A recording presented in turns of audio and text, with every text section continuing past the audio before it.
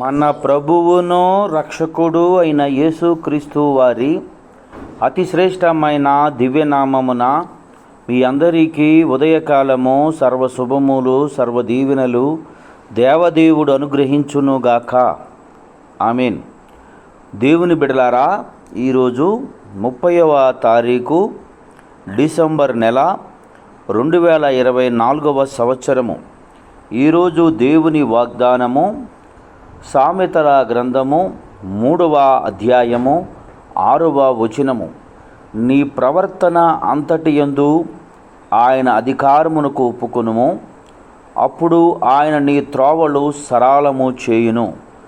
దేవుడు తన పరిశుద్ధ లేఖన భాగము నేటి ఉదయకాలము మీ వినికిడిలో మీ జీవితములో దేవుడు ఈ వాగ్దానమును నెరవేర్చునుగాక. దేవుని యందు ప్రియ సహోదరి సహోదరులారా, దైవ వాగ్దానము దేవుని మాట మీకు తెలియచేస్తుంది. నీ ప్రవర్తన అంతటినీ ఆయన అధికారమునకు ఒప్పుకొనుము. సహోదరి సహోదరులారా, నువ్వు చేస్తున్నటువంటి క్రియలు, నీ ప్రవర్తన ఆయన చిత్తము నీ జీవితంలో ఏది జరిగించినా నీ ఒప్పుకున్న ఎడలా నీ మార్గము సరళమైపోతుందని దేవుని వాక్యం తెలియజేస్తుంది. షడ్రక్, మెషక్, అబేద్గోలు అనే వ్యక్తులు దేవుని యందు భయభక్తులు, దేవునికి సాక్షార్థముగా నిలబడుటకు రాజుని తన తోట ఉన్నటువంటి వారందరి విషయమై వారందరి మధ్యలో దేవునికి సాక్షిగా, దేవుని చిత్తానుసారముగా, దేవుని చిత్తాన్ని నెరవేర్చే వ్యక్తులుగా ఆయన చిత్తాన్ని నెరవేర్చుటకు ఆయనకు లోబడి ఆయనను అంగీకరించి ఆయనకు విధేయత చూపినట్లుగా దైవగ్రంథమందు మనము చూడగలుగుతున్నాం. అయితే సహోదరి సహోదరులారా, తన తోటనున్నటువంటి వారని ఉండవచ్చు. మాలాగా మీరు ఒక మాట అంటే పోలా, ఒక చిన్న క్రియ చేస్తే సరిపోలా, ఒక చిన్న ప్రవర్తన కలిగి ఉంటే సరిపోలా, ఎందుకు దీని గురించి ఎంత ప్రయాస, ఎంత రాద్ధాంతము మీ ప్రాణం మీదకు తెచ్చుకున్నట్టు ఎందుకు అంటే, వారి ప్రవర్తన, వారు చేసే క్రియలు అక్కడ దేవుని చిత్తానికి లోబడేటట్లున్నాయి తప్ప వారికి వారు చెప్పిన మాట ఎందుకు లక్ష్యం ఉండేటట్లేవు.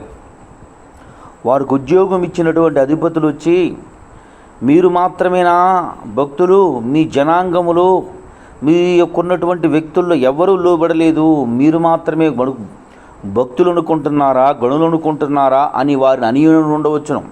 సహోదరుడా, సంఘములో నీవు నీ చిత్తాన్ని, నీ ఆలోచనను మొత్తం ఆయన చిత్తానికి లోబడి బ్రతుకుతూ ఉంటే ఇటువంటి సలహాలు ఇచ్చేవారు అనేకులు ఉండి ఉంటారు.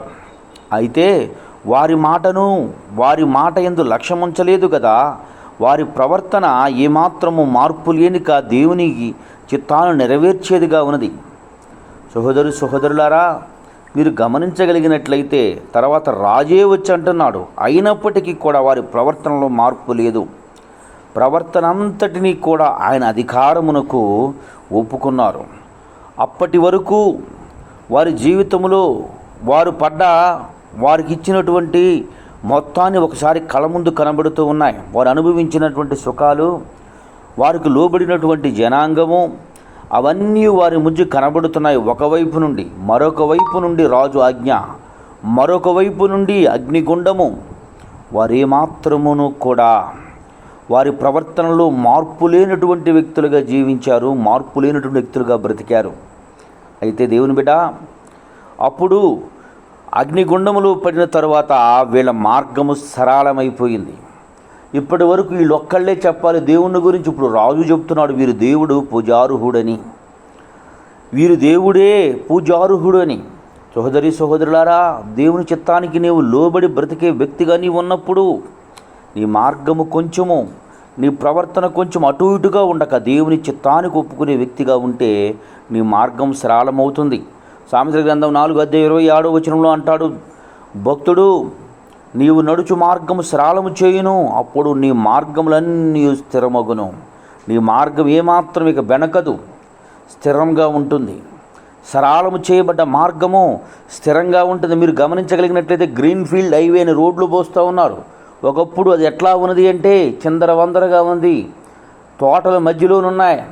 అప్పుడు వారు మొత్తాన్ని సమకూర్చి సదును చేసి దాని మీద సరళం చేసి ఒక మార్గం ఇస్తే ఆ మార్గము స్థిరము.